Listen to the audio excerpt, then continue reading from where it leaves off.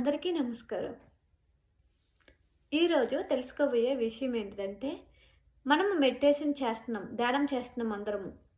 కానీ మాకు ధ్యానం చేస్తుంటేనే ఎక్కువ సమస్యలుగా అనిపిస్తుంది. ధ్యానం చేసే కొందే ఇబ్బందిగా అనిపిస్తుంది.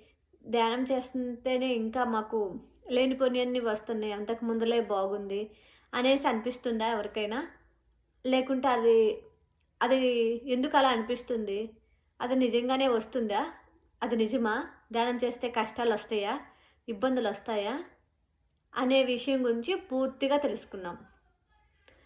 అలా ఎందుకొస్తాయి? ఎందుకు జరుగుతాయి? అనే విషయం గురించి మనం పూర్తిగా తెలుసుకున్నాము. అట్లా అనేసి చాలామంది అలా స్టార్ట్ చేయంగానే మనకి ఇబ్బందొస్తుందనేసి ధ్యానాన్ని ఆపేస్తూ ఉంటాం. అలా ఎవ్వరూ చేయొద్దు. మనం ధ్యానం చేస్తూ ఉంటే మనకి మన సమస్యలవి ఎప్పుడో ఉన్నవన్నమాట. అవి ఉన్నవన్నీ బయటికొచ్చేస్తున్నాయి.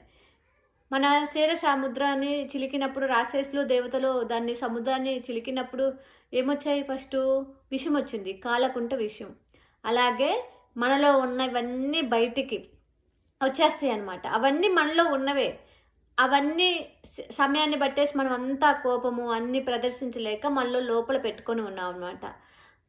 ఇలా ధ్యానం అనే ఇత్తనం మనలో వేసినప్పుడు, మనం స్టార్ట్ చేసినప్పుడు ప్రతిదీ బయటికెళ్ళడానికి ఆ ఎనర్జీకి ఎక్కడెక్కడ ఉన్నాయన్నీ కనెక్ట్ అయ్యేసి బయటికెళ్ళడానికి అవకాశం అన్నమాట. ఆ అవకాశాన్ని మనం యాక్సెప్ట్ చేసి, సరెండర్ అయ్యేసి సిద్ధంగా ఉంటే ప్రతిదీ వెళ్ళిపోతూ ఉంటాయి. మనం ఆపేసామా మళ్ళీ అవి అక్కడే ఉంటాయి. మళ్ళీ ఈ ప్రాపంచిక జీవితంలో పడేసి, వాటిల్లో పడేసి, అలవాటు పడేసి మన సమస్యలను ఇంకా పెంచుకుంటూ వెళ్తాము. దీని గురించి నేను పూర్తిగా వీడియో పెడతాను. ప్రతి ఒక్కరూ మీరు వినేసి మనం ఎప్పుడంటే ఎంత చదివామా, ఎంత విన్నామా, ఎంత మెడిటేషన్ చేశామా ఇవన్నీ ముఖ్యం కాదు. విన్నదాన్ని ఆచరణలో పెట్టామా, తెలిసిన దాన్ని మనం ఖచ్చితంగా చేస్తున్నామా, ప్రతి ఒక్కరు ఎరుగుతూ ఉండాలి. టిక్ మార్క్ కొట్టుకొని చేసుకోవాలి. ఇవన్నీ ఎప్పుడు అప్లై అవుతాయి తెలుసా? మనం సత్యంతో అంటే నిజాయితీగా, ధర్మము, సత్యము కనెక్ట్ అయ్యేసి నిజాయితీగా మెడిటేషన్ చేస్తున్నామా, మెడిటేషన్ చేసేసి నేను మెడిటేషన్ చేశానని గంటలు చేసినానని చెప్పుకుంటున్నానా?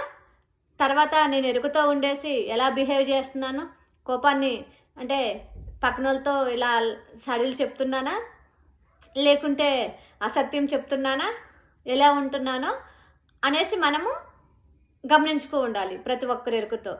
నేను ఈ విషయాన్ని పూర్తిగా వీడియో పెడతాను.